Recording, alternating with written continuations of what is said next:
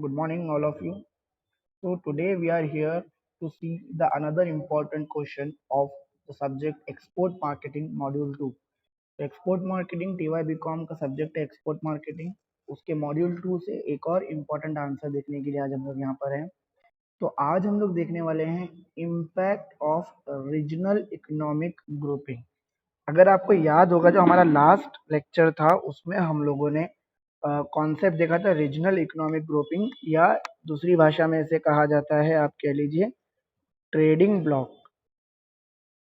तो trading bloc या regional economic grouping जिसे कहते हैं, ये कॉन्सेप्ट क्या है, कैसे ये कॉन्सेप्ट चलता है, इस कॉन्सेप्ट में क्या होता है, ये सारी चीज़ें हम लोगों ने देख लिया था। The concept of trading block detail में हम लोगों ने देखा था।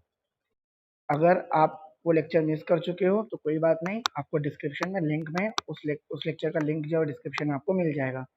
तो खैर हम लोगों ने क्या देखा था, ओवरऑल इकोनॉमिक ग्रुपिंग मतलब क्या होता है, रीजनल इकोनॉमिक ग्रुपिंग या ट्रेडिंग ब्लॉक का कॉन्सेप्ट क्या है, एक बार शॉर्ट में बता रहा हूँ, आप सुन लोगे।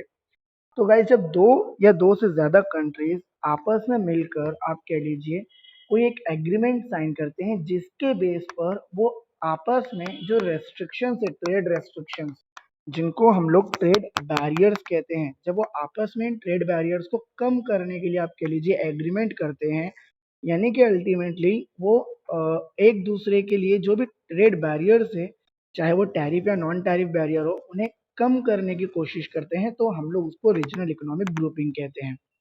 अब रीजनल इकोनॉमिक ग्रुपिंग जो है हम लोगों ने काफी डिटेल में देखा था। It start with preferential agreement, जो सबके सबसे lowest form of regional economic grouping है आप कह लीजिए, जिसमें दो कंपनी कंट्रीज जो है वो क्या कहती है कि एक दूसरे के लिए हम लोग ट्रेड बैरियर्स जो है वो कम कर देंगे।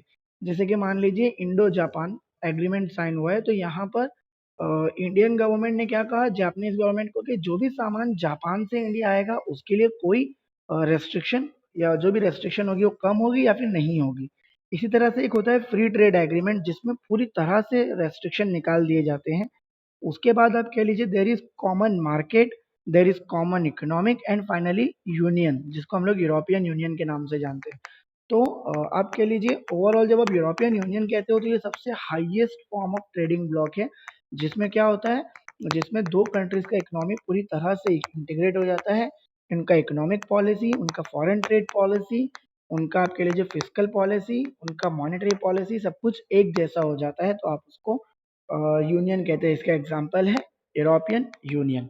तो गाइस, ट्रेडिंग ब्लॉक क्यों बनाया जाता है, तो एकदम आसान भाषा में कहूँ तो मैं ट्रेडिंग ब्लॉक इसके लिए बनाया जाता है ताकि जो भी ओवरऑल ट्रेड है बिटवीन द नेशन उसको इजी किया जा सके, जो भी ट्रेड है बिटवीन द डिफरेंट कंट्रीज उसको स्मूथ किया जा सके, उसके बीच में जो भी रुकावटें हैं उन रुकावटों को कम किया जा सके। तो यही कॉन्सेप्ट आज हम लोग देखने वाले हैं। जैसे कि आपको अच्छे तरीके से पता है, कोई भी डाउट होगा तो there is an email ID, there is an WhatsApp number, आप कभी भी मुझे कांटेक्ट कर सकते हो। तो गाइस, ट्रेडिंग ब्लॉक क्या होता है ये तो मैंने आपको बता दिया। अब मैं बताने वाला हूँ आपको कि कौन से फैक्टर हैं जो इन ट्रेडिंग ब्लॉक्स पर इफेक्ट करते हैं, यानी कि कौन से अलग अलग आप कह लीजिए वेरिएबल्स है जो इन्फ्लुएंस करते हैं डिसीजन ऑन ट्रेडिंग ब्लॉक, या फिर ट्रेडिंग ब्लॉक की वजह से आप कह लीजिए ट्रेड के ऊपर क्या इम्पैक्ट होता है। वो सारी चीजें आज हम लोग यहाँ पर देखने वाले हैं। ट्रेड के साथ साथ ओवरऑल इकोनॉमी पे क्या इम्पैक्ट होता है वो भी आज हम लोग देखने वाले हैं। तो गाइज, आइए देखते हैं क्या इम्पैक्ट होते हैं ट्रेडिंग ब्लॉक के। तो जैसे कि हम लोगों को अच्छे तरीके से पता है, जब भी आप किसी भी चीज़ की बात करते हो, कोई भी डिसीजन होता है, तो उसके दो तरह के इफेक्ट होते हैं। तो जो भी आपका ट्रेडिंग ब्लॉक है जिसको हम लोग रीजनल इकोनॉमिक ग्रुपिंग कहते हैं, इसके भी दो इफेक्ट है। एक ग्रीन में आप देख सकते हो इसके कुछ पॉजिटिव इफेक्ट है, ये जो रेड में है ये कुछ निगेटिव इफेक्ट है। तो क्या पॉजिटिव इफेक्ट है और क्या नेगेटिव इफेक्ट है वो देख लीजिए आप। जैसे कि हम लोगों ने देखा, it helps in trade creation, इससे एम्प्लॉयमेंट बढ़ता है। ट्रेडिंग बैरियर, ट्रेड बैरियर या सॉरी ट्रेडिंग ब्लॉक या फिर रीजनल इकोनॉमिक ग्रुपिंग से इकोनॉमिक ग्रोथ होता है, कंपटीशन बढ़ता है, इकोनॉमिक ऑफ लार्ज स्केल हो जाता है, ऑर्गेनाइजेशन एंजॉय करता है, इन्वेस्टमेंट बढ़ता है, टेक्नोलॉजिकल इनोवेशन होता है, और सोशल कल्चरल रिलेशन जो है वो इम्प्रूव होते हैं। तो गाइज, ये सारी पॉजिटिव चीज़ें हैं आप कह लीजिए which can happen because of regional economic grouping. अगर रीजनल इकोनॉमिक ग्रुपिंग है, यानी कि अल्टीमेटली अगर देश आपस में मिलकर अपना एक ग्रुप बनाते हैं, कंट्रीज आपस में मिलकर अपना एक ग्रुप बनाते हैं, या अगर कोई एग्रीमेंट साइन करते हैं तो उससे ये सारे पॉजिटिव इम्पैक्ट होने वाले हैं। ये कैसे होंगे वो हम लोग आगे डिटेल में देखने वाले हैं। निगेटिव इम्पैक्ट की बात करें तो कॉमन एक्सटर्नल बैरियर है। क्या होता है कॉमन एक्सटर्नल बैरियर, आगे देखेंगे हम लोग। कलेक्टिव बार्गेनिंग की वजह से निगेटिव इम्पैक्ट होता है नॉन मेंबर कंट्री के ऊपर। कैसे होता है वो देखेंगे हम लोग। लैक ऑफ मटेरियलिज्म, आपके लिए जो मल्टीलैटरलिज्म है, मल्टीलैटरलिज्म मतलब होता है इंक्लूडिंग ऑल कंट्री। तो यहाँ पर आप कह लीजिए रीजनलिज्म है, क्योंकि देखिए रीजनल इकोनॉमिक ग्रुपिंग की बात कर रहे हो ना आप, तो जो रीजनल इकोनॉमिक ग्रुपिंग है वो रीजनलिज्म को प्रमोट करता है, तो मल्टीलैटरलिज्म जो है वो खत्म हो जाता है। उसका क्या इफेक्ट होता है, कैसे होता है, वो आगे देखेंगे हम लोग। और ट्रेड कैसे डाइवर्ट होते हैं, ट्रेड डाइवर्जन क्या है, उसको यहाँ पर डिटेल में समझने की कोशिश करेंगे। तो जब मैं आपसे कह रहा हूँ कि इम्पैक्ट ऑफ इकोनॉमिक ग्रुपिंग, या जब मैं आपसे कह रहा हूँ इम्पैक्ट ऑफ इकोनॉमिक इंटीग्रेशन, या जब मैं आपसे कह रहा हूँ इम्पैक्ट ऑफ ट्रेडिंग ब्लॉक, तो गाइस समझ लीजिए ये दो तरह के इम्पैक्ट हमको डिटेल में देखने होते हैं, negative impact and positive impact. Exam point of view सुन लीजिए। एग्जाम में अगर आपको 7.5 मार्क्स के लिए आता है तो you have to write any 4 to 5 point आप कह लीजिए। इसमें से कोई भी 4 से 5 पॉइंट लिखोगे। अगर इसमें से 4 लिख रहे हो तो इसमें से चारों लिखिए, 5 लिख रहे हो तो यहाँ पर आप 3 लिख सकते हो, बट उसको आगे 6 और इसको 2 मत कर दीजिए, डिसबैलेंस हो जाएगा। तो इस तरीके से आप कह लीजिए 7.5 मार्क्स के आपको 7 to 8 पॉइंट जो है वो इनफ हो जाता है। उससे ज़्यादा लिखने की ज़रूरत नहीं है। टाइम बचता है तो आप और लिखिए, अदरवाइज आपको पेपर कवर करना होता है तो 7 to 8 पॉइंट इनफ होगा विथ प्रॉपर एक्सप्लेनेशन। यानी कि आपको खाली पॉइंट नहीं लिख देना है, उसको प्रॉपरली एक्सप्लेन करना है, जो आगे हम लोग देखने वाले हैं। तो आइए शुरू करते हैं पॉजिटिव इम्पैक्ट से। क्या इम्पैक्ट है पॉजिटिव, उसको थोड़ा डिटेल में देखते हैं। तो पॉजिटिव इम्पैक्ट की अगर मैं बात करूं, जिन्हें फेवरेबल इम्प्लीकेशन भी कहा जाता है, सबसे पहला आता है ट्रेड क्रिएशन। अब ट्रेड कैसे क्रिएट होता है, बिकॉज ऑफ ट्रेडिंग ब्लॉक या इकोनॉमिक ग्रुपिंग, वो देख लीजिए आप। क्या कहा गया, economist argues that economic integration lead to trade creation. This is because trading block में remove tariff and non tariff barrier for the member nation. बहुत सिंपल सी बात है, बात को समझिए आप। गाइस देखिए, ट्रेड रुकता कब है, जब ट्रेड बैरियर लगाए जाए। अगर ट्रेड बैरियर लगाए जाएंगे तो ट्रेड नहीं हो पाएगा, ट्रेड कम हो जाएगा। लेकिन अगर मैं वो ट्रेड बैरियर निकाल दूं तो अल्टीमेटली मेरा ट्रेड जो है वो बढ़ने वाला है। तो ट्रेडिंग ब्लॉक जब आप बनाते हो, जब आप ये इकोनॉमिक ग्रुपिंग करते हो, तो आप क्या करते हो, आप आपस में जो मेंबर नेशन है सारे मिलकर क्या करते हैं, पूरे रेस्ट्रिक्शन खत्म कर देते हैं, सारे रेस्ट्रिक्शन निकाल देते हैं। तो जब आप अपने सारे रेस्ट्रिक्शन रिमूव कर दे रहे हो, जब आप सारे रेस्ट्रिक्शंस निकाल दे रहे हो, तो ऑब्वियस सी बात है आपका ट्रेड जो है वो इम्प्रूव होने ही वाला है। इसके अलावा क्या कहा गया कि जब आप सारे टैरिफ बैरियर निकाल देते हो तो देखिए, जब टैरिफ बैरियर निकल रहे हैं तो high cost of producing country of block can import goods from the low cost producing member nation. क्या कहा गया कि जो गुड्स प्रोड्यूस करने में आपको बहुत ज़्यादा कॉस्ट आ रहा है, क्योंकि ट्रेड बैरियर नहीं है, आप वो प्रोडक्ट बाहर से इम्पोर्ट कर सकते हो ताकि आपका कॉस्ट बच सके। देखिए गाइज, दुनिया में जो रिसोर्सेस है उसका एलोकेशन जो है वो पूरी तरह से वेरिएबल है, आप कह लीजिए पूरी तरह से, आप कह लीजिए इम्बैलेंस है। आप देखिए कुछ कंट्रीज ऐसे जहाँ पे बहुत ज़्यादा नेचुरल रिसोर्सेस है, कुछ कंट्रीज ऐसे जिनके पास में कोई नेचुरल रिसोर्स नहीं। कुछ कंट्रीज इंडिया जैसे हैं जहाँ पर ज़मीन आप कह लीजिए हर तरह का अनाज वगैरह उगता है। कुछ कंट्रीज ऐसे हैं लाइक ओपेक नेशन कह लीजिए, गल्फ कंट्री, जहाँ पर सिर्फ ऑयल ही ऑयल है। तो कहने का मतलब क्या है कि ये जो ओवरऑल आप कह लीजिए डिस्ट्रीब्यूशन ऑफ नेचुरल वेल्थ है वो पूरी तरह से डिफरेंट है फॉर ऑल द नेशन। तो इस प्रॉब्लम को आप सॉल्व कैसे करते हो, by the way of trade. वो ऑयल प्रोड्यूस करते हैं, हमको ऑयल सेल करते हैं, हम एग्रीकल्चरल आइटम प्रोड्यूस करते हैं, उनको एग्रीकल्चरल आइटम देते हैं। तो गाइस ये जो फ्लो है, ये जो आपके लीजिए एक्सचेंज ऑफ गुड्स है, ये स्मूथ कब होगा, जब कोई भी ट्रेड बैरियर ना हो, यानी कि टैरिफ और नॉन टैरिफ बैरियर, कोई रुकावटें ना हो। ट्रेडिंग ब्लॉक या रीजनल इकोनॉमिक ग्रुपिंग इन ब्लॉक्स को इन सॉरी ये जो आपके लिए रेस्ट्रिक्शंस हैं, इन्हें इन हर्डल्स को हटाने में सहायता करती है, इन बैरियर्स को रिमूव करने में सहायता करती है। तो अल्टीमेटली इससे जो आपका ट्रेड है वो इम्प्रूव होने ही वाला है। इसके अलावा बहुत सारे फ्री ट्रेड एरिया सेटअप किए जाते हैं। तो ऐसे में क्या होता है, there is a proper allocation of resources and the nation can take advantage of comparative cost. तो क्या होता है, देखिए आगे आप इकोनॉमिक्स पढ़ोगे जब सेमेस्टर 6 में, तो वहाँ आप एक थ्योरी पढ़ोगे, कंपैरेटिव कॉस्ट एडवांटेज थ्योरी, और रिकार्डो का थ्योरी, इसको रिकार्डियन थ्योरी भी कहते हैं। उसमें क्या बताया गया है कि नॉर्मली कंट्री वो गुड्स प्रोड्यूस करती है जिसमें वो एक्सपर्ट है, ताकि कंपैरेटिव कॉस्ट एडवांटेज एंजॉय किया जा सके। गाइस, आप एग्रीकल्चरल प्रोडक्ट प्रोड्यूस कर रहे हो तो आपको इजी पड़ रहा है, गल्फ कंट्री को इजी नहीं पड़ेगा, तो इसीलिए आप क्या करते हो, एग्रीकल्चरल प्रोडक्ट सेल करते हो। गल्फ कंट्रीज को ऑयल प्रोड्यूसिंग इजी पड़ रहा है, आपको नहीं पड़ेगा, इसके लिए वो क्या कर रहे हैं, ऑयल सेल कर रहे हैं। तो ये एक्सचेंज हो पाता है बिकॉज ऑफ ट्रेडिंग ब्लॉक, आप कह लीजिए। तो अगर ट्रेडिंग ब्लॉक नहीं होगा तो अल्टीमेटली ये जो एक्सचेंज है ये पॉसिबल नहीं हो पाएगा। इसीलिए आप कह लीजिए कि यहाँ पर ट्रेडिंग ब्लॉक का कॉन्सेप्ट जो है वो, या जो रीजनल इकोनॉमिक ग्रुपिंग है, वो आपको सहायता करता है, आप कह लीजिए, ओवरऑल ट्रेड क्रिएशन में। सेकेंड फैक्टर हम लोग देखते हैं जो आप कह लीजिए ट्रेडिंग ब्लॉक की वजह से है, वो है कंपटीशन। तो गाइस ट्रेडिंग ब्लॉक क्या करता है, कंपटीशन को इम्प्रूव करने में हेल्प करता है। अब फंडा कैसा है, जब दो कंट्रीज के बीच में ट्रेड रेस्ट्रिक्शन हट जाते हैं तो एक फर्म, जो मान लीजिए इंडिया का फर्म है, वो दुनिया में कहीं भी जाकर बिजनेस कर सकता है। और दुनिया के जो फर्म्स हैं, जो भी मेंबर कंट्री है, मान लीजिए आप सार्क की अगर हम लोग बात करते हैं, तो सार्क में इंडिया है, पाकिस्तान है, बांग्लादेश है, श्रीलंका है, कह लीजिए आप, अफगानिस्तान है। तो अफगानिस्तान की कोई कंपनी है तो वो इंडिया में आकर बिजनेस कर सकती है, इंडिया की कोई कंपनी है तो अफगानिस्तान में जाकर बिजनेस कर सकती है। तो इससे क्या होता है, कंपटीशन क्रिएट होता है। Guys competition is always beneficial, आप कह लीजिए, क्योंकि जब कंपटीशन बहुत ज्यादा होता है ना, तो बिकॉज ऑफ कंपटीशन इफिशियंसी जो है फर्म का वो बढ़ जाता है, फर्म का एफिशिएंसी इंप्रूव हो जाता है। अब आप कहोगे कि सर फर्म का एफिशिएंसी कैसे अच्छा होगा। देखिए सीधी सी बात है, हम लोग इंडियन रेलवे की बात करते हैं, इंडियन रेलवे का फैसिलिटी अच्छा नहीं है हम लोग कहते हैं, तो रीजन क्या है, क्योंकि इंडियन रेलवे के पास वो कंपटीशन नहीं है ना। इंडियन रेलवे को पता है कि रेलवे अगर चलेगा तो हमारे ही चलेगा, और तो कोई चलाने वाला है नहीं। तो इसीलिए इफिशियंसी पे उसका इफेक्ट होता है। गाइज यही अगर कंपटीशन होता तो अल्टीमेटली सब अपना प्रोडक्ट सेल करने के लिए बेटर क्वालिटी सेल करते, तो आपको बेटर सर्विस मिलता। तो कंपटीशन इस तरीके से आपके लिए बेनिफिशियल है, क्योंकि अल्टीमेटली आप कह लीजिए वो एफिशिएंसी बढ़ाता है। ट्रेडिंग ब्लॉक जब बनता है तो trading block lead to intense competition. Trading block की वजह से आप कह लीजिए पूरे ब्लॉक में जो कंपटीशन है वो काफी बढ़ जाता है। जब कंपटीशन बढ़ जाएगा तो कंपटीशन बढ़ने की वजह से क्या होगा, कस्टमर को रिडक्शन इन प्राइस मिलेगा, कम प्राइस में प्रोडक्ट मिलेगा, और there will be improvement in quality, ultimately quality भी क्या होगा, इंप्रूव होगा। क्योंकि अगर कंपटीशन बहुत ज्यादा है और आपको अपना प्रोडक्ट सेल करना है, तो you have only two option, कम प्राइस में बेटर प्रोडक्ट। तो कम प्राइस में बेटर प्रोडक्ट दोगे तो कंज्यूमर के लिए वो बेनिफिशियल होगा, that is the competition. Next factor है, आप कह लीजिए, economic of large scale. Guys economic of large scale का मतलब क्या होता है, हमेशा ध्यान में रखिए, कॉन्सेप्ट बता रहा हूँ आपको।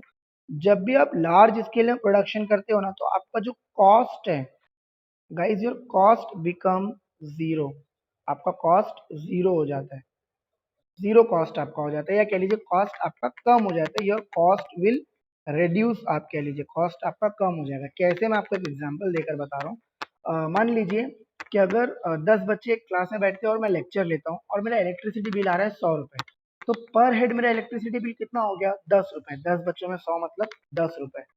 अब ये सोच लीजिए उसी क्लासरूम में अगर 20 बच्चे बैठते हैं और फिर भी मेरा इलेक्ट्रिसिटी बिल सेम आएगा, क्योंकि फैन और लाइट तो नहीं चलेगा। तो यहाँ पर 100 रुपए बिल आ रहा है, 20 बच्चे हैं, तो अल्टीमेटली मेरा इलेक्ट्रिसिटी बिल पर हेड 5 रुपीज हो जाता है। तो जब आप लार्ज स्केल प्रोडक्शन करते हो ना, तो आपका अल्टीमेटली गाइज, अल्टीमेटली आपका जो कॉस्ट है वो कम हो जाता है। ये जो स्ट्रेटेजी आप कह लीजिए मेजरली यूज की जाती है by a nation called as China. China country है जो सबसे ज्यादा यूज करता है, इकोनॉमिक ऑफ स्केल का एडवांटेज लेता है। चाइना क्या करता है, 100 का भी रिक्वायरमेंट है तो 1000 प्रोड्यूस करता है। ऑब्वियसली बात है, 100 जो है वो देश की जरूरत पूरा करने में काम आता है, और जो बाकी का बचा हुआ 900 है, वो मार्केट में वो थ्रो कर देता है कम रेट पर, क्योंकि अल्टीमेटली उसका कॉस्ट जो है वो कम था। तो देखिए गाइस क्या होता है, इकोनॉमिक इंटीग्रेशन की वजह से दो बातें आप कह लीजिए, there can be economic of large size of production, ultimately production और डिस्ट्रीब्यूशन लार्ज साइज में होगा, क्योंकि देखिए रिक्वायरमेंट ज्यादा है। पहले मैं खाली मेरे देश में प्रोड्यूस कर रहा था, खाली मेरे देश के कस्टमर थे। अब मैं इंटरनेशनल मार्केट में हूँ, तो इंटरनेशनल मार्केट के भी कस्टमर जो है वो मेरे साथ में है। तो अल्टीमेटली कहीं ना कहीं आप कह लीजिए जो प्रोडक्शन और डिस्ट्रीब्यूशन कॉस्ट है वो कम हो जाएगा, क्योंकि लार्ज क्वांटिटी में मेरा सेलिंग और प्रोडक्शन हो रहा है। इसके अलावा firm in the region specialise in those goods and service which they more capable of producing. क्या होता है, क्योंकि फ्री ट्रेड है, तो मैं नॉर्मली वही प्रोड्यूस करता हूँ जिसमें मेरा एक्सपर्टी है, जो प्रोड्यूस करना मुझे आसान पड़ेगा, जिसमें मैं स्पेशलाइज हूँ। Like we produce agricultural product, OPEC nation like Saudi Arabia produce oil, and then हम लोग, क्योंकि फ्री ट्रेड है, आराम से उसको ट्रांजेक्ट कर सकते हैं। तो इस तरीके से आप कह लीजिए कि इकोनॉमिक ऑफ लार्ज स्केल जो है वो इंजॉय करके आप अपना कॉस्ट कम कर सकते हो। क्योंकि आप अपना कॉस्ट कम कर पा रहे हो तो वो बेनिफिट पास होता है आप कह लीजिए कंज्यूमर को इन the form of lower price. जब कम कॉस्ट लग रहा है तो कंज्यूमर से आप प्राइस भी कम लोगे। इसके अलावा ट्रेडिंग ब्लॉक क्या करता है, सारी टैरिफ ड्यूटी वगैरह निकाल देता है, जो भी टैरिफ ड्यूटीज वगैरह वो निकालता है। तो इसकी वजह से टैरिफ रिड्यूस होने की वजह से आपका अगेन प्राइस कम हो जाता है। प्राइस कम हो गया मतलब आप आपके गुड्स का डिमांड जो है वो बढ़ जाएगा। गुड्स का डिमांड बढ़ेगा तो अगेन आपको ज़्यादा गुड्स प्रोड्यूस करना पड़ेगा। अगेन आप economic of large scale enjoy कर सकते हो। तो ये बेनिफिट है आपके लिए ट्रेडिंग ब्लॉक का, कि ट्रेडिंग ब्लॉक की वजह से आप इकोनॉमिक ऑफ लार्ज स्केल जो है वो एंजॉय कर सकते हो। थोड़ा आगे बढ़ जाएंगे, बात करते हैं इकोनॉमिक ग्रोथ की। गाइज इकोनॉमिक ग्रोथ कब क्रिएट होता है, मैं आपको एक छोटा सा साइकिल बताने की कोशिश करूंगा, एक छोटा सा साइकिल बताऊंगा, ध्यान से सुनिए आप। होता क्या है कि नॉर्मली जब एक इंडस्ट्री बिल्ड होती है तो वो इंडस्ट्री प्रोडक्ट प्रोड्यूस करने के साथ साथ एम्प्लॉयमेंट क्रिएट करता है। एम्प्लॉयमेंट क्रिएट होता है तो लोगों को इनकम मिलता है, लोगों को इनकम मिलता है तो लोग डिमांड करते हैं, गुड्स खरीदा जाता है और इंडस्ट्री डेवलप होता है। लोगों का स्टैंडर्ड ऑफ लिविंग भी इंप्रूव होता है, ओवरऑल इकोनॉमी का ग्रोथ होता है। तो ये फंडा आपको हमेशा ध्यान में रखना है। देखिए क्या कहा गया, formation of trading bloc increase the economic growth. कैसे वो समझिए। देखिए due to reduction of trade barrier firm और region are in a position to produce goods at a lower price. क्योंकि ट्रेड बैरियर नहीं है, आप कम प्राइस में मैक्सिमम और बेहतर गुड्स जो है वो प्रोड्यूस कर सकते हो। प्राइस कम होने की वजह से क्या होता है, अल्टीमेटली डिमांड जो है वो बढ़ जाता है। डिमांड बढ़ने की वजह से इकोनॉमिक ऑफ लार्ज स्केल मिलता है। इसकी वजह से जो प्रोडक्शन यूनिट है वो ग्रोथ करता है, एम्प्लॉयमेंट क्रिएट होता है, इनकम क्रिएट होता है, ओवरऑल इकोनॉमी का ग्रोथ होता है। आप कह लीजिए तो ट्रेडिंग ब्लॉक जो है वो इकोनॉमिक ग्रोथ में सहायता करता है। देन आप कह लीजिए ट्रेडिंग ब्लॉक हेल्प करता है एम्प्लॉयमेंट जनरेशन में। सीधी सी बात है, अगर लार्ज स्केल प्रोडक्शन और डिस्ट्रीब्यूशन करना है तो इसके लिए आपको लोगों को प्रोडक्शन करने के लिए आपको लोगों की ज़रूरत है, तो आपको एम्प्लॉयमेंट जो है वो बढ़ानी पड़ेगी ही। दो तरह का एम्प्लॉयमेंट होता है, डायरेक्ट एम्प्लॉयमेंट और एक होता है इनडायरेक्ट एम्प्लॉयमेंट। पहले तो सबसे पहले आपको ये करना है कि आपको डिफरेंस समझना है कि डायरेक्ट एम्प्लॉयमेंट और इनडायरेक्ट एम्प्लॉयमेंट क्या होता है। तो गाइज डायरेक्ट एम्प्लॉयमेंट वो है जो डायरेक्टली इफेक्ट करता है एम्प्लॉयमेंट के ऊपर। आपको एग्जांपल देकर बता रहा हूँ। अगर आपको परमिशन मिल जाए कि आप किसी भी देश में मान लीजिए जो सार्क मेंबर नेशन है, यानी कि मान लीजिए पाकिस्तान, देन उसके बाद में भूटान है, बांग्लादेश है, श्रीलंका है, अफगानिस्तान है, तो इसमें से किसी भी देश में जाकर आपको शुगर फैक्ट्री लगाने का परमिशन अगर मिल जाए, तो जब आप मान लीजिए आप पाकिस्तान में जाके शुगर फैक्ट्री लगाओगे या चाइना, या फिर सोच लीजिए आप अफगानिस्तान में जाके शुगर फैक्ट्री लगाओगे, तो अफगानिस्तान में आपकी शुगर फैक्ट्री की वजह से कुछ लोगों को एम्प्लॉयमेंट मिलेगा जो शुगर फैक्ट्री में आगे काम करेंगे। That is called as direct effect on employment. अच्छा, अब आप जैसे कई सारे लोग जब शुगर फैक्ट्री लगाएंगे तो उनको लोन चाहिए, तो लोन के लिए बैंक की जरूरत पड़ेगी, तो वहां पर क्या होगा, एक बैंक भी ओपन होगा और वो बैंक क्या करेगा, आपको लोन देगा। इसके अलावा इंटरनेशनल ट्रेड कर रहे हैं तो आपको शिप तो लगेगा, जहाज से आपका सामान जाएगा, इधर एरोप्लेन और शिप, तो वहां भी लोगों को एम्प्लॉयमेंट चाहिए, तो that is called as indirect employment. तो डायरेक्ट और इनडायरेक्ट दोनों तरह का एम्प्लॉयमेंट जो है वो क्रिएट होता है, आप कह लीजिए। देन मैं बात करूंगा टेक्नोलॉजिकल डेवलपमेंट का। ऑब्वियस सी बात है गाइस, अगर मैं कह दूं ट्रेडिंग ब्लॉक या रीजनल इकोनॉमिक इंटीग्रेशन ना हो तो जो एक कंट्री का टेक्नोलॉजी है वो उसी कंट्री तक सीमित रह जाएगा, दूसरे कंट्रीज तक वो नहीं पहुंच पाएगा। तो आप कह लीजिए economic integration, because of economic integration there can be improvement in technology. देखिए क्या होता है कि ओवरऑल एक कंट्री अगर कोई टेक्नोलॉजी या कोई एक फॉर्म टेक्नोलॉजी ग्रो कर रहा है तो वो क्या करता है, दूसरे कंट्री में वो टेक्नोलॉजी सप्लाई करता है, तो ओवरऑल आप कह लीजिए ऐसे में फॉर्म को नया टेक्नोलॉजी बनाने में सहायता होता है। मैं आपको एक सिंपल एग्जांपल देकर बताना चाहूंगा। इंडो जापान जो हम लोग एग्रीमेंट देखते हैं, इंडो जापान, तो इंडो जापान एग्रीमेंट में आप कह लीजिए क्या डिसाइड किया गया। इंडो जापान एग्रीमेंट में डिसाइड किया गया कि जापान में जो भी टेक्नोलॉजी बनेगा वो इंडिया आएगा। जैसे आपको पता है 4G इंडिया आया था जापान से, बुलेट ट्रेन इंडिया आ रहा है जापान से। तो अल्टीमेटली क्या कहा गया कि ये जो अल्टीमेटली ट्रांसफर है टेक्नोलॉजी का, ये पॉसिबल है because of this kind of agreement and because of this kind of trading blocks and economic integration या रीजनल इकोनॉमिक ग्रुपिंग आप कह लीजिए। तो जो भी आप कह लीजिए firm है, they may utilize a part of increased profit in R&D to develop the improved technology, and this technology help to reduce the cost and improve the quality, right? तो इस तरीके से आप कह लीजिए टेक्नोलॉजिकल डेवलपमेंट में सहायता होगा। इसके अलावा बात करते हैं हम लोग इन्वेस्टमेंट। आपने वर्ड सुना होगा FDI, foreign direct investment, foreign portfolio investment, FII, foreign institutional investor. तो गाइज क्या होता है मैं आपको बता रहा हूँ।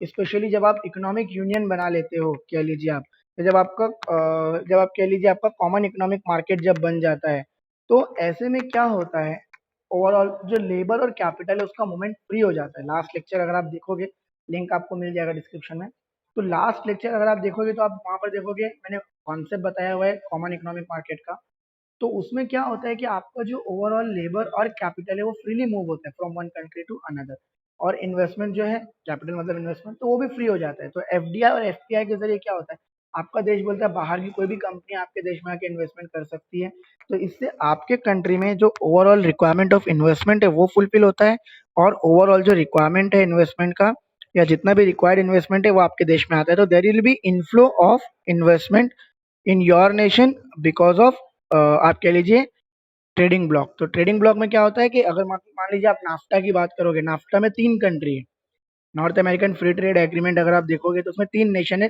कनाडा, मेक्सिको और अमेरिका।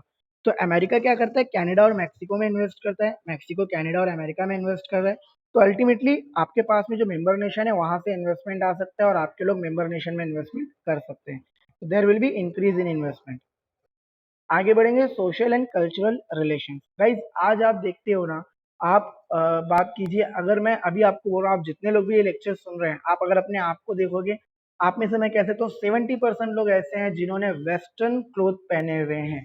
अगर आपने जीन्स पहना हुआ है या अगर आपने टी शर्ट पहना हुआ है, शॉर्ट्स पहने हुए हैं, तो ऑब्वियस सी बात है कि आप वेस्टर्न क्लोथिंग में इन्वॉल्व हो। आज इंडिया में आप देखोगे ओवरऑल आप 80% जो देखोगे, स्पेशली यूथ की बात कर रहा हूँ मैं, कोई ट्रेडिशनल क्लोथिंग नहीं करते हैं। हम लोग सिर्फ हमारा दिवाली पे या किसी की शादी में ही हम लोगों का ट्रेडिशनल क्लोथिंग मिलता है। तो गाइज जो वेस्टर्न कल्चर है हम लोगों ने इसको पूरी तरह से एक्सेप्ट कर लिया है। तो ये कैसे हुआ गाइज, ट्रेड के लिए ही तो ब्रिटिशर्स इंडिया आए थे और उनके साथ आ गया वेस्टर्न कल्चर। तो यही होता है कि जब आप ट्रेड करते हो तो आप सिर्फ अपने गुड्स या सर्विस एक्सचेंज नहीं करते दोस्तों, आप ट्रेड करते हो तो आप एक्सचेंज करते हो अपने social and cultural norms, social and cultural values, social cultural and religion values आप कह लीजिए। So the member countries can improve their relation with each other through the exchange of the social program. It will directly or indirectly help peace and prosperity in the region. तो क्या होता है guys, जब हम लोग overall ये जो social values ये एक्सचेंज करते हैं तो इससे दो कंट्री के बीच में अच्छे रिलेशन इंप्रूव होते हैं, कह लीजिए आप। गाइस आज इंडिया में अगर आप देखोगे आज, तो यहाँ सिर्फ होली या सिर्फ दिवाली नहीं मनाई जाती, यहाँ पर रमजान ईद भी मनाई जा रही है, यहाँ क्रिसमस भी जो है वो सेलिब्रेट किया जा रहा है। तो ये जो चीजें हैं, this is because of trade guys. यहाँ पर सिर्फ दिवाली में डिस्काउंट नहीं मिलता, यहाँ क्रिसमस में भी डिस्काउंट मिलता है। तो ये जो चीजें हैं ये आप कल्चरल वैल्यूज को एक्सचेंज करने में हेल्प करता है और एक हेल्दी रिलेशन क्रिएट करने में आपकी सहायता करता है। Last but not least, better utilisation of resources. Guys इसको ऑप्टिमम यूटिलाइजेशन ऑफ रिसोर्सेज भी कहते हैं। 11th स्टैंडर्ड से आप ये पॉइंट पढ़ते आ रहे हो, हर जगह फिट हो जाता है। क्या है यहाँ पर, क्या कहने का मतलब है, तो इकोनॉमिक इंटीग्रेशन क्या करता है, economic integration make the better utilisation of resources. आपके जो रिसोर्सेज हैं, इकोनॉमिक इंटीग्रेशन उसको बेटर यूटिलाइज करने में आपकी सहायता करता है। कैसे करेगा, because of growth of the region. Obvious सी बात है, आपका ग्रोथ जो रीजन है, आपका जो एरिया ऑफ वर्क है वो बढ़ गया, तो अब आप ज्यादा प्रोडक्शन करोगे, ज्यादा प्रोडक्शन करोगे तो आपका फिजिकल कैपिटल और मैन पावर, तीनों जो रिसोर्सेज है जिसको हम लोग फिजिकल, फाइनेंशियल और ह्यूमन, तीन तरह के रिसोर्स हमारे पास होते हैं। तो ये तीनों रिसोर्स जो है वो ऑप्टिमम यूटिलाइज होंगे। ऑब्वियस सी बात है, जब ऑप्टिमम यूटिलाइजेशन होंगे तो वेस्टेज कम होगा, आपका इफिशियंसी और प्रोडक्टिविटी जो है वो बढ़ जाएगा। तो गाइज ये मैंने जो बातें की, ये सारे के सारी अच्छी बातें थी, या यूं कह लीजिए आप ये सारे पॉजिटिव फैक्टर थे अबाउट ट्रेडिंग ब्लॉक या अबाउट रीजनल इकोनॉमिक ग्रुपिंग। लेकिन रीजनल इकोनॉमिक ग्रुपिंग के हमेशा पॉजिटिव ही इफेक्ट होंगे ऐसा जरूरी नहीं है। तो देखिए कंज्यूमर वेलफेयर ये भी एक पॉजिटिव फैक्टर है, और अल्टीमेटली मैंने जैसे कि बताया, अगर इकोनॉमिक इंटीग्रेशन होगा तो कंपटीशन बढ़ेगा, कंपटीशन की वजह से कस्टमर का बेनिफिट क्यों होगा, क्योंकि कस्टमर को एम्प्लॉयमेंट अपॉर्चुनिटी क्रिएट हो रहा है, इससे उनका परचेसिंग पावर बढ़ेगा। साथ ही साथ लोअर प्राइस है, क्योंकि आप लार्ज स्केल इकोनॉमी एंजॉय कर रहे हो, तो प्राइस भी कह लीजिए आप लोअर है, साथ ही साथ प्रोडक्ट का क्वालिटी भी हायर है, तो कंज्यूमर का बेनिफिट होगा। तो गाइस ये तो हो गया पॉजिटिव पॉइंट। नेगेटिव पॉइंट क्या है वो मैं डिस्कस कर रहा हूँ, ध्यान से सुनिए आप। तो नेगेटिव इम्प्लीकेशन में आप कह लीजिए सबसे पहला जो फैक्टर है that is common external barrier. मेरी बात ध्यान से सुनिए आप, जितने भी आपके ट्रेडिंग ब्लॉक है, स्पेशली जो highest form of trading block है, लाइक कह लीजिए economic European economic common economic market कह लीजिए, या आप कह लीजिए यूरोपियन यूनियन जैसे जो इकोनॉमिक यूनियन होती है, तो जो बड़े फॉर्म ऑफ ट्रेडिंग ब्लॉक होते हैं ना गाइज, उसमें कॉमन एक्सटर्नल बैरियर्स लगाने होते हैं। यानी कि फंडा कैसा है कि मान लीजिए if you are the member of European Union, अगर आप यूरोपियन यूनियन के मेंबर हो, मान लीजिए कि आप जर्मनी हो, और जर्मनी अगर ट्रेड बैरियर डिसाइड करना चाहता है इंडिया के लिए, तो उसको वही ट्रेड बैरियर लगाने होंगे जो बाकी यूरोपियन यूनियन के मेंबर नेशन है, लाइक मान लीजिए लग्जमबर्ग है, या मान लीजिए स्पेन है, या मान लीजिए फ्रांस है। तो वो लोग जो डिसाइड करेंगे वही ट्रेड बैरियर, मान लीजिए आप कि जो जर्मनी है उसको भी इंडिया के लिए वही ट्रेड बैरियर लगाना होगा जो बाकी मेंबर नेशन लगा रहे हैं। तो जितने भी मेंबर नेशन है सबका ट्रेड बैरियर सेम होता है, कॉमन होता है, इसको बोलते हैं कॉमन एक्सटर्नल बैरियर। तो member countries of the trading bloc impose common external barrier on non member. The common external barrier may be in the form of tariff और non tariff barrier. तो common external barrier लगाए जाते हैं, फिर चाहे वो tariff या non tariff barrier में हो। अब इसकी वजह से होता क्या है कि जो नॉन मेंबर कंट्रीज हैं उनको नुकसान होता है, और नॉन मेंबर कंट्रीज को नुकसान होगा तो कंट्री का जो पर्टिकुलर मेंबर्स हैं उनका नॉन मेंबर कंट्री के साथ में जो रिलेशन है उसके ऊपर अफेक्ट होगा, उनका लॉस होगा, ओवरऑल वर्ल्ड ट्रेड को इसकी वजह से इफेक्ट होता है। Collective bargaining power. अब देखिए फंडा कैसा, मैं आपको एग्जांपल देकर बता रहा हूँ। मान लीजिए नाफ्टा के 3 मेंबर है, कनाडा, मेक्सिको और अमेरिका। तो होता क्या है कि अगर इंडिया मान लीजिए कनाडा को कोई प्रोडक्ट सेल कर रहा है, तो कनाडा क्या कहता है कि मुझे सस्ते में चाहिए वो प्रोडक्ट। अब इंडिया सस्ते में बेचना नहीं चाहता, लेकिन क्या होता है अमेरिका और मैक्सिको क्या कहते हैं कि हम लोग भी आपसे प्रोडक्ट तभी खरीदेंगे जब आप कनाडा को सस्ते में प्रोडक्ट दोगे। That is called as collective bargaining power. तो उनका जो बार्गेनिंग पावर है वो कलेक्टिव बार्गेनिंग पावर है। अब अगर इंडिया अमेरिका और मैक्सिको को भी ना सेल करे तो नुकसान बहुत बड़ा होने वाला है, इसीलिए मजबूरन इंडिया को क्या करना पड़ता है, इंडिया को कनाडा को भी सस्ते दाम में प्रोडक्ट सेल करना पड़ता है। तो that is the collective bargaining power, but it have negative impact on member nation के लिए तो ये अच्छा है, बट नॉन मेंबर नेशन जो है उनके लिए आप कह लीजिए ये काफी हानिकारक है। तो नॉन मेंबर नेशन को डिसएडवांटेज हो जाता है because of collective bargaining power, आप कह लीजिए। आगे बढ़ जाएंगे हम लोग, we have to talk about lack of interest in multilateralism. Guys जब रीजनलिज्म इंप्रूव हो जाता है तो लोगों का मल्टीलैटरलिज्म से विश्वास उड़ जाता है। मैं आपको एग्जांपल बता रहा हूँ, अगर मैं बात करूँ नेफ्टा की, 3 मेंबर नेशन है, तो ये तीनों मेंबर नेशन अगर आपस में अगर डील करते हैं, like Canada, America and Mexico, अगर ये लोग आपस में अगर डील करते हैं तो बाकी कंट्रीज का क्या। तो यहाँ पर आप कह लीजिए जो मल्टीलैटरलिज्म है वो खतरे में हो जाता है, बिकॉज ऑफ रीजनलिज्म जो है वो बहुत ज्यादा हो जाएगा। तो ऐसे में मल्टीलैटरलिज्म का इंटरेस्ट जो है वो कम हो जाएगा। अल्टीमेटली आप कह लीजिए they do not take much interest in multilateralism activity such as WTO। तो क्या होता है, अभी मैं आपको एग्जांपल बता रहा हूँ। अमेरिका को जब WTO कुछ ऑर्डर करेगा तो अमेरिका पहले WTO का नहीं सुनता, पहले नाफ्टा का सुनता है। तो अल्टीमेटली यहाँ क्या होता है कि आपका रीजनलिज्म जो है वो मल्टीलैटरलिज्म के ऊपर भारी पड़ने लगता है। तो that is the disadvantage. Last but not least guys, we have to talk about trade diversion. अब ट्रेड डाइवर्जन क्या होता है वो आप समझ लीजिए। देखिए मैं आपको एक एग्जांपल देकर बता रहा हूँ। मान लीजिए कि यूएस की अगर हम लोग बात करते हैं, यूएस क्लोथ सेल करता है मान लीजिए इंडिया को, कई सालों से करता आ रहा है। लेकिन क्या होता है जब यूएस का एग्रीमेंट साइन हो जाता है कनाडा के साथ में, तो अल्टीमेटली जो कपड़ा इंडिया से खरीदा जा रहा था या इंडिया को बेचा जा रहा था वो शिफ्ट हो जाता है कनाडा के पास। तो अल्टीमेटली ट्रेड जो है वो क्या हो जाएगा, डाइवर्ट हो जाएगा। मैं आपको एग्जांपल देकर बताऊंगा। अगर आप बात करोगे यूरोपियन मार्केट की, यूरोपियन मार्केट का एग्जांपल बता रहा हूँ मैं आपको। पूरे यूरोपियन मार्केट का 26% एक्सपोर्ट जो है वो इंडिया करता था दोस्तों। लेकिन यूरोप ने क्या किया, यूरोप ने एग्रीमेंट साइन किया चाइना के साथ में, और आज टोटल एक्सपोर्ट जो है इंडिया का वो 26% से घटकर सिर्फ 19% रह गया। तो ये जो आप कह लीजिए 7% का रिडक्शन आया है, जो ट्रेड था 7% ट्रेड जो है वो ओवरऑल क्या हो चुका है, डाइवर्ट हो चुका है from India to China in European countries. तो गाइज ये क्यों हो पाया है, बिकॉज ऑफ ट्रेडिंग ब्लॉक। तो इस तरीके से आप कह लीजिए कि ट्रेडिंग ब्लॉक की वजह से ओवरऑल आप कह लीजिए जो ट्रेड है वो डाइवर्ट हो जाता है। ओवरऑल आपके जो मेंबर नेशन है आप सिर्फ उन्हीं के बीच में ट्रांजेक्शन करते हो, जो नॉन मेंबर नेशन है उनको काफी नुकसान हो सकता है। तो guys that was all about the regional economic grouping कह लीजिए, या रीजनल इकोनॉमिक ब्लॉक कह लीजिए, या फिर ट्रेडिंग ब्लॉक कह लीजिए। तो ये सारे फैक्टर थे पॉजिटिव और नेगेटिव ट्रेडिंग ब्लॉक के लिए, या आप कह लीजिए रीजनल इकोनॉमिक इंटीग्रेशन या रीजनल इकोनॉमिक ग्रुपिंग कह लीजिए। तो इसमें कोई भी डाउट है तो आप मुझे संपर्क कर सकते हो। फर्स्ट स्लाइड में आपने देखा है, सारा इन्फॉर्मेशन दिया हुआ है। Thank you, have a great day. जो भी प्रॉब्लम है आप लोग कभी भी मैसेज कर सकते हो या कभी भी मेल कर सकते हो। Thank you, bye.